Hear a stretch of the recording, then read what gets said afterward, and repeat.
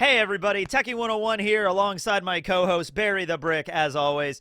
So a couple of weeks ago I was in Japan. I had an amazing trip, incredible experience. If you ever get the opportunity to visit Japan, please go and do that. I cannot wait to go back. There's still so much more I have to see. I want to visit like Kyoto and Hokkaido and Kyushu and all those other places that I didn't get a chance to see this time. But it was an amazing experience. And it may shock you that, mostly because of the limited space in my luggage, I could not buy like every single piece of One Piece merchandise that entered my field of vision. There was some really cool figurines in Akihabara. We were walking up and down. There was like a really cool Kaido and like this Blackbeard one that had like the black vortex and everything, and all these Gear 5th Luffys everywhere. It was insane. But out of the entire trip, I only purchased a single One Piece figurine. One character from the story. You want to guess who it was? It has nothing to do with this video. This is a video about Kuma's backstory or some shit. I don't know. It's not a Kuma figurine or anything like that. Not even related. Guess who it is? It is a character from One Piece. All right. All right. Do you have your guess locked in? All right. You ready? Here we go. It's Karu! Look at Karu! He's like sitting down and just... There's Karu. Yeah, there it is. Yeah, perfect. Right there. Don't worry. Karu and the Supersonic Duck Squadron are going to get a video coming soon, and it's going to be phenomenal for sure. All right, anyway, what were we talking about today? Oh, yeah, Kuma's sad crybaby backstory. No. Kuma did not have a sad crybaby backstory. Loki had a sad crybaby backstory. Oh, wah. You wanted to go out to sea with rocks and you got stabbed. Oh, man, that sucks. Kuma did not get stabbed by rocks. Kuma did not get stabbed by Saturn. Kuma got stabbed by life. All right? Oda decided to sit down and come up with the most lovable character in the story that just wanted to have a nice life with his family. And then he was like, now, how many horrible things can I have happen to that man? All right, that was what Oda basically sat down and gave us, all right? And for that reason, I mean, it is one of the most emotionally impactful, if not, and I say this, if not the most emotionally impactful flashback that we have ever gotten for any One Piece character. I mean, it's almost like he has to try to top himself with that every single story arc. Like, oh, you thought Robin's backstory was sad. Well, wait until we get to Brooks. Oh, you thought Brooks' backstory was sad. Wait until we get to Kuma's. You know, like, it just keeps going up and up. I don't know if we can get any more sad than this. Any more sad than this, we get into like a Doofenshmirtz backstory or something, right? Like it goes to a level of just complete absurdity. But you know, this is what we have. We have Kuma's backstory right here. Okay. And it's about to happen in the anime. It's queuing up in the anime. So if you are just an anime-only viewer, maybe stop here because this is not something you want spoiled. Trust me. Like this is going to be an experience, all right? Like, you know, I read it in the manga and everything like that, but like watching it in the anime, that's gonna hit different, all right? Like, just get ready to cry, all right? I might legitimately cry. I did a video, like, last year where I was talking about all the different emotional moments in animation that has actually, like, elicited me to cry. One of them was the episode of Futurama when I was a kid with Fry's dog. That made me cry. There's, like, a couple of other examples. I made that video. Go check it out, like the most emotional moments in anime and stuff like that. This might be one of them. This might seriously be one of them. So what's very interesting to me is this is obviously something that Oda had planned for a while. And for that reason, Kuma's flashback that Oda is writing is structured a little different from the other ones because it gets to the point where it's sort of no longer a flashback. Like, it is, but like with most flashbacks in One Piece, we pick like a fixed time period, like Jinbei's backstory with Fisher Tiger and Queen Otohime. That's like a specific, you know, era in the One Piece world that we flash back to and we see what's going on there. We might skip ahead a few years and stuff like that within the flashback, but it's like relegated to the past mainly. So Kuma is in his 40s, and we start from the very beginning, like Kuma's birth, and then we go all the way up to essentially like contemporary events from when the One Piece story was happening. Like, Kuma's flashback includes meeting the Straw Hats at Thriller Bark from Kuma's POV, and then going to Sabaody and all the events at Sabaody, like Luffy punching Charlos and everything, from Kuma's perspective, and Bonnie trying to find him in the Grand Line, and all of that stuff. All that stuff is happening, like, while the One Piece story was, like, occurring, like, in part one of the story, right? While the Straw Hats were running around and everything like that at Sabaody, or they got separated, and then, like, Marineford's about to start, Kuma meeting with Vegapunk, and then going through all of the surgeries, removing his personality, turning him into an unthinking machine. That happened right before Marineford, like in between Sabaody and Marineford is when that moment occurred. So,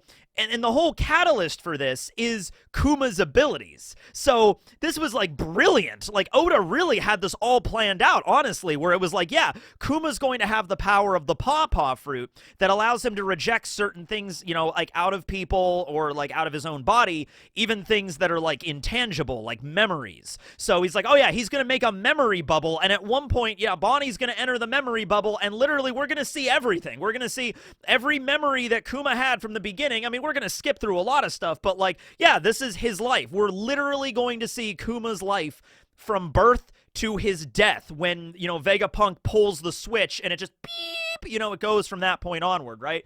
So that's what we have, and it's a beautiful journey. I mean, it's so tragic, but like the fact we're able to see all of it from start to finish is beautiful, okay? So I don't like want to keep track of how many times like life just screws over Kuma. Just like, you want to keep track? All right, keep track at home. Like, I'll see here. All right, so let's start from the, okay. So, Kuma is born. We do not know the name of his mother, but his dad is named Clap, and he is a buccaneer. His mother is not a buccaneer. She's just a regular human. And pretty much almost immediately upon being born, like he was only like a few years old, is when they find out that he is a buccaneer, and then the government shows up, and they take not only Kuma and his father, but also their mother, who I guess just, like, the idea is Clap was like, no, don't take my wife, you know, she's not a buccaneer, but then she was like, no, like, honey, I'm gonna go with you, right? So they all go to Marijois, they all get, you know, thrown into slavery up there, so we're just gonna mark that as number one. Then, while trying to cheer his son up, Clap gets shot by a celestial dragon right in front of him. So that's two. Oh, his mother dies also along the way, so we're to three there. So this is before Kuma's, like, I don't think even, like, 6 or 7 years old. Both of his parents are just killed, one of them right in front of him. As he was trying to cheer up, it's like, it's okay, son, we'll dance like the sun god. Don't ta-da-ta-da-ta-da, boom! And then just gets his head blown off right in front of him by a celestial dragon. So that's three. Okay, so what happens next? Okay, so they get thrown into God Valley, which is a messed up, warped, like, hunting contest kind of version here of like Battle Royale Hunger Games, where it's like, all right, we're just gonna release all of the animals, the sheep, out into the wilderness, and then the celestial dragons, the gods knights, are gonna go out and kill all of them, and whoever kills the most gets these fabulous prizes. Do do do do do do do do. What do we have? It's like, well, we got the Ryu no Mi model. Well, actually, no, not the Ryu no Mi. We got the Ua no Mi model Azure Dragon. Is it a fish or is it a dragon? Who knows? We also have the Paw fruit. You know, this is a fabulous prize. Also, 4 more chests that had devil fruits or maybe other prizes that we don't know about. That's another video for another day. What were all the prizes at God Valley? So, yeah, he gets thrown into that. So that's 4. Okay, 4. Getting chased after by all the celestial dragons, gods, knights, and everything. That's where he meets Ginny. That's where he meets Ivankov.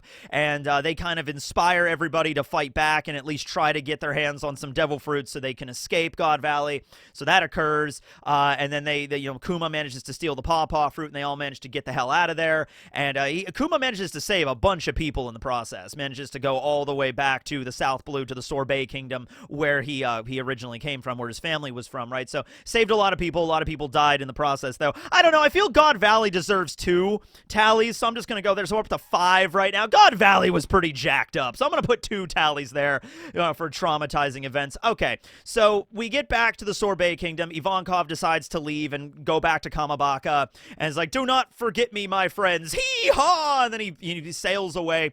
Ginny and Kuma stay behind at Sorbet. They live in the chapel where Kuma grew up, where his family was from. And so things are okay for like the next like 10 years. You know, they don't live in a castle, but they have each other, and you know, the townsfolk are all very welcoming of them and everything. Kuma essentially becomes the pastor of the church, begins to teach the lessons of the sun god Nika to everybody, and also helps out the townsfolk, the old timers. He uses his pawpaw abilities to reject their pain and their stress and everything like that. However, the problem with that is there's a little caveat with the pawpaw fruit where unless you do something with all that pain that's amalgam together in that bubble, it will just return to the people that it came from. So somebody has to take on that pain. I guess you can't just use the this was something we discussed before. Like, couldn't Kuma just take the bubble and throw it into like a rock or a mountain or something, and then the mountain would like crack apart or something? I feel like that's like part of his ability, but whatever. He decides, as the martyr he is, to accept everybody's pain and suffering onto himself. Now, he is doing that willingly, but I'm still going to throw a tally at him there, because this is Oda sitting down and writing the story like, man, how can we make this even more rough? I was like, oh yeah, he takes on all of the pain of all of the townsfolk onto himself, and he suffers every single week in order to alleviate their pain. He feels pain, all right? All the while, Ginny is very upset and just like, why do you keep doing this to yourself? You know, this is, you don't have to do this. And Kuma's like, yes, but I must for their sakes, because I have a very strong body and I've been given this amazing power. Like, I have to help others, right? Okay. So at the same time this is going on, I think the former king of Sorbet dies and the new king, Bakori, takes over. Bakori is an asshole, even an asshat, one would say. He just, like, separates the kingdom in half and is just like, you know what? Yeah, this is the lawless area. This is the good area over here. This is the side that's part of the government. That lawless area over there, I don't even care about. Lawless areas where Kuma's village is and where the church is and everything like that. He gets in trouble. He gets thrown in jail. That's when the Revolutionary Army shows up, or the freedom fighters at the time. Ivankov is there, so they get reunited, Kuma and Ivankov. Dragon shows up. That's where, Kuma meets him for the first time and everything like that. And they were able to oust Bakori, but then, yeah, he comes back later. And then that's the idea of, like, Gray Terminal, like, oh, okay, let's just round everybody up and, like, burn the island down. That sounds like a good plan. That sounds like a good idea.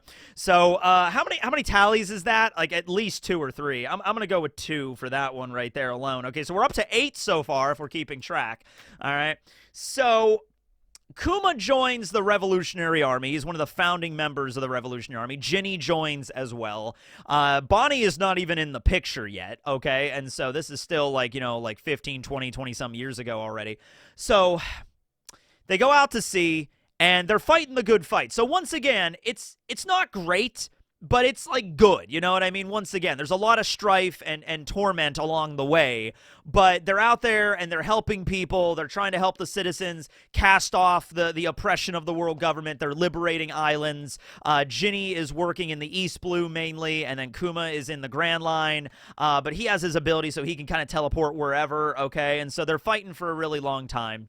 The next big heartfelt event here is that Ginny ends up getting kidnapped by a celestial dragon and is a slave and is taken to Marijois, where some very horrible things happen to her, okay? And so Kuma goes on a warpath. I'm going to add another tally here. Kuma ends up going on a warpath where he's just, like, he shows up and goes days without sleep or eating, and he's just trying to, like, take out all of his rage and frustration for this out on just, like, he's throwing it all into his job, basically, right? So he's doing all of that. There is a reason why, like, the Revolutionary Army is not going to try to, like, save Ginny. Kuma obviously wanted to. Kuma was like, let's go to Marijois and let's do this. A lot of people get on Dragon's ass about this one. A lot of people are like, oh, Dragon, you don't care about your nakama. You don't care about your friends. What's wrong with you, Dragon? The only thing I can say about that, I've mentioned this before, is that, Dragon has this plan to allow the revolution to actually achieve its goals, to bring down the Tenryubito system and everything. It has to be a very specific plan to make this work. And if they were to invade Marijois, if they were just to storm the place, even as like a small unit of like just Dragon, Ivankov, and Kuma were to like break in, if they end up getting captured or killed, then the whole plan is over. So the only way I could sort of couch this from Dragon's perspective is like, Kuma, listen, I know you want to go save Ginny. I want to save Ginny too. Obviously, it's awful what happened to her, and hopefully we can save her someday. But, like, if we were to go and just raid Marijois and just try to bring her back, and if anything happened where Kuma is killed or Dragon is killed or anybody is like, that's it. The revolution's over. It's done. It's not ever going to happen again. They've won, all right? This is the one chance, like, the people have to be truly liberated. Like, Dragon is trying to, like, end slavery worldwide. He is trying to, to destroy the Tenryubito system, which is the cause for all this stuff. And you can't jump into that sort of thing. You can't just like, let's attack Marijois and kill all the celestial dragons. Yeah, just end it right now. Dragon is like a smart guy and he has a plan, and he's like, we cannot deviate from that plan. Even if one of our own has been captured, we cannot deviate from that plan. So you can still shit on Dragon. Don't worry. You go ahead. There's plenty of reasons. But, like, in this one, I'm like, I can sort of see where he's coming from. But that doesn't make the whole situation any better, right? So several years go by, and they finally get a message from Ginny. And she's not telling them where she's at, but she says that I was, kicked out of Marijois because I ended up contracting an illness. And I have my daughter and Bonnie. And this is like, I'm gonna die soon, but Kuma, I just wanted to tell you that I love you. And Kuma, also the tragic thing. Okay, so let's add, like, hold on, like, how many tally marks for that one? Okay, so let's add one for her illness, and another one for the implication of how Bonnie was born, and then also the fact that Kuma wanted to go save her, so he rockets off with his pawpaw fruit to go find Ginny, and in the meantime, Ginny says, I love you to Kuma, and he doesn't even hear it. He doesn't even hear those words. So let's add another tally onto that. We're up to like 13 now. So he does know where she's going. She's going back to the Sorbet Kingdom. So she lands there, goes to the church, and literally passes away before Kuma can even get there. So he doesn't even have the last moment with the person that he loves, and just like, she's just dead. However, Bonnie is there, and she is still alive, and so Kuma is like, I will raise your child, Ginny. Don't worry, I'll raise Bonnie, and I'll protect her, and I'll make sure I'm always there for her, and all that stuff. So once again, for the briefest of periods of time, things are okay again, where obviously Kuma has a lot of trauma of everything, but he's raising Bonnie and everything's good until Bonnie begins to exhibit the symptoms of Sapphire Scale, the exact same disease that Ginny contracted. It's like a genetic thing that gets passed on hereditarily, and she cannot be out in the sun or else she will literally die. Okay, that's what ultimately killed Ginny. So let's add another tally on to that one. All right. Just like, man, can we get to 20 by the end of this backstory? I don't know. So Bonnie has to be locked up in a church for her entire childhood, essentially. She's not allowed to go outside. She's not even allowed to let sunlight or even, I think, moonlight touch her. She's, like, literally living in there the entire time. Like, the people from the village are calling her, like, a vampire or something. Let's add another one onto that. Like, that's rough. There's one thing for, like, your child is diagnosed with incurable disease, but also, like, yeah, the only way to make sure she cannot, die from this is to be locked out from the rest of the world. She can't go out and play, on the grass or in the trees or in the forest under the sun with all the other kids. So that deserves another tally. Actually, let's throw another one on there, because later on, Kuma hires a bunch of doctors, or Dragon helps him get the doctors, and one of the doctors does know what the disease is, and he's like, oh, okay, well, you know what, even if you do keep her locked inside and keep her completely out of the sunlight, this will still eventually kill her. Like, all you're doing is delaying the inevitable. She will still die even if you keep her out of the light. So let's add another tally onto that. It's just like, oh, come on. Like, at this point, Kuma's like, oh, come on, what do I gotta do here? Which god did I piss off? Cuts to Emu on the empty throne, like, me. Just like, there you go. So, oh boy, what happens next? Okay, so Kuma's gonna try his damnedest to cure Bonnie's illness. Like, no matter what he has to do, no matter what he has to sacrifice, he is going to try to find a cure for Bonnie. Okay, so eventually, he gets in meeting Dr. Vegapunk. Okay, if there's anybody on the entire planet that could save Bonnie, it's Dr. Vegapunk. Dragon has connections. Okay, so meets Vegapunk. Vegapunk tells Kuma, hey, tell you what, Quasar, I can do this. I can use like stem cell research and a bunch of different things that I've developed in medical science. I will be able to cure Bonnie's disease. It'll take a little while, and then there's like a recovery period and everything like that, but I should be able to cure it. And Kuma's like, fantastic, great. What do you want? I will literally give you anything you need. And, you know, Vegapunk, as he is, he's like, oh yeah, let me just like analyze your body and your devil fruit and allow me to take your DNA and make a line of super soldier Terminator robots that fire laser beams. Now, that might sound really fucked up, and it is, but like at least at this point, Vegapunk is not asking Kuma to like surrender his humanity and his memories to become one of those Terminators. He just wants to take his DNA to like develop a line of Terminators, which is still jacked up, but like not quite as much, but I'm still gonna add a tally to it. So like, okay, so Kuma's like, all right, I mean, they're gonna be used for peace, right? And it's like, oh yeah, totally, I'm gonna call them the pacifistas, because you're a pacifist, are you not? And Kuma's like, well, yeah, I guess. I suppose. And it's like, okay, well, let's do this. All right, so everything would have actually been fine from this point onward, except Saturn exists. Saturn hears about this. He hears through the grapevine of what's going on here. He bugged Vegapunk's lab. And so Saturn is like, all right, Vegapunk, you're going against the government's wishes on this one. So tell you what, we'll let Kuma, you know, cure his daughter. We'll let that still happen, you know, whatever. We don't care about that. What we really care about here is that you can make Kuma into this unthinking war machine. You know, he's a pretty strong dude, and he's a buccaneer, and he escaped from us. So if you really think about it, he is property of the world government. And so obviously Vegapunk is going against this. Vegapunk does not want to do this. He has ethics. He actually has morals. But Saturn made it very abundantly clear, like, listen, unless you do this the way we tell you to do this, yeah, you're not going to be able to, like, you're going to die. Essentially, like we're gonna kill you unless you do this. Okay, so not because of Vegapunk's own will, it eventually ends up. Once again, things are okay for a little while. You got Sentomaru and Kizaru and Bonnie all hanging out, eating pizza together on Egghead.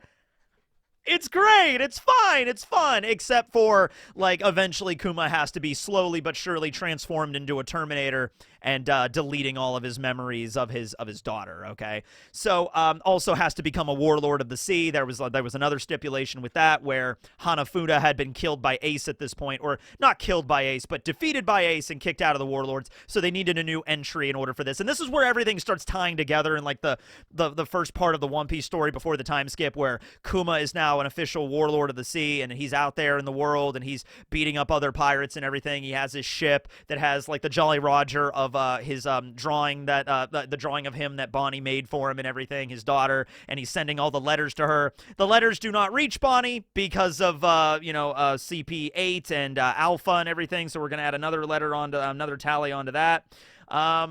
Let's see here. Is there any other trauma that we can really fit in here at the last moment here? We could do something.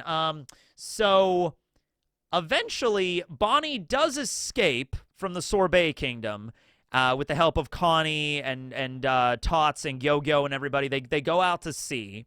And she's going to go try to find her dad. There's a couple of moments where she gets very close to finding him, but he has to leave because of the deal that was made with the government. Kuma does not want his daughter to be, killed in the process here of going against the wishes of Saturn, because one of the... Oh, yeah, let's add another tally onto that. Actually, let's add two. So one tally because of just like, so close to meeting her father, but he can't actually, he has to leave. And then another tally because of the whole thing where it's like, you are never able to see your daughter again. So it's like, we're up to 20! We're up to 20! Yeah, there we go. Okay. So that happened, and we see scenes at Thriller Bark with like the nothing happened moment, and then we have scenes at Sabaody where Bonnie's inside of the restaurant eating all the pizza, and Kuma's outside like watching her and just like, well, this will be the last time I see you, Bonnie. I hope you grow up to be a good pirate. So let's add another tally onto that one. And so after all of that is said and done, it is now after Sabaody. It is right before Marineford, so Kuma has to go in for the last part of his deal with Saturn, where Vegapunk has to delete all of his personality, everything. And even Vegapunk tries to argue with Saturn about this. Like, it's like, come on, please. Like, I don't care. Like, we could do any other thing. We came up with all these other ideas and everything like that. Can it please be anything but this? And Saturn's like, nope, do it. And so Vegapunk, with tears streaming down his face, he begins to, pull the lever, and Kuma rejects his memory bubble, and he's like, here you go, here's all my memories. And then he kind of has a flashback of his life, and he sees Ginny, and he sees Bonnie smiling, and then it's just... I'm going to add 2 tallies for that one. And it doesn't even end there, because if we're lining this up now with the present of the story, we also have him becoming a slave of the Celestial Dragons. That's another tally. We have him having the shit beat out of him by the Celestial Dragons, like during Reverie and everything. That continues on for years. We have that heartfelt moment there where he's protecting the Sunny, so that was pretty strifeful. That was pretty hard for him. I'm going to add that on there. Then we have the moment where he is trying to get back to Egghead to save his daughter, and in the process is getting shot by like every Marine at the Red Port. Then he manages to get up to the Marijois, and he gets melted partially by Akainu. That's another tally. And then he manages to make it all the way over to Egghead, punches Saturn. That was really cathartic. That was nice to see that. But then gets like, he can't move after that and gets locked up and everything, and is now essentially a vegetable. Like, he's there, and you kind of have a little bit of his personality shining through. Like, he's smiling around Bonnie and stuff, but, like, he's not talking, and it's very clear that, Kuma, part of him might be in there, but he's never going to go back to the way he is. I mean, unless, Vegapunk, I guess, unless Lilith is able to do something, which the implication is maybe she will be able to, but I'm going to add another tally anyway. So what are we up to? We up to 30 now? 29. One shy of 30. There we go. 29 sadness tallies. That sounds like a fun game. That sounds like a fun drinking game. Go through every One Piece backstory and see which ones are the most traumatic. like let's keep track. I don't know. 29 seems like a high number. Oh god. Anyway, that was the video. And that's where we're at right now. We're about to enter that into the anime. So get ready for this one. And it's nuts because like Oda didn't really like, he could have, like, there's moments where you feel like maybe he could have skipped over some parts. I'm glad he didn't, because, like, Egghead is in the middle of this huge battle, and, like, Saturn is there, and remember, I think this was, like, right after a break, when we were cutting around to see the rest of the world, like, what's going on with Hachinosu and everything like that, and then we're cutting back over to Egghead, and then we get a flashback, and then we're cutting back to Egghead. Like, there was a lot of cutting around during the Egghead arc. It was really crazy with the way that worked out, but, like, I'm really happy Oda gave us a very solid backstory for Kuma. Like, it wasn't like, oh, we have to hurry up and get to the Gorosei fights, so I'm gonna, like, skip through Kuma's backstory really quick. It was like, no, this is something he had been planning for years, and it had to be this way. There were even some chapters I remember where Oda was working so hard, and, like, he was really close to, like, not hitting the deadline. Some of the chapters were actually not even, like, properly done. They were, like, sketched and stuff, and I remember he had to release an apology letter for that, but, like, hey, don't worry about it, Oda. And this was corrected in the Tankobons, obviously, but like, it's like, hey, Oda, don't worry about it, man. We understand 100%. And you gave us something. You gave us a real tearjerker, man. Really did. All right, well, let me know what your total tally is if you would have a different number than me down below. That sounds like fun. Thanks for watching, everybody. This will be Tekking signing out. Karu video coming soon.